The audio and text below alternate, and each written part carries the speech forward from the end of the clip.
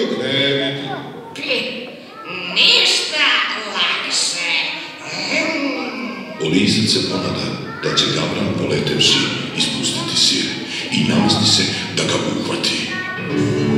Ali Gavran prebaci sir u kljun i polete.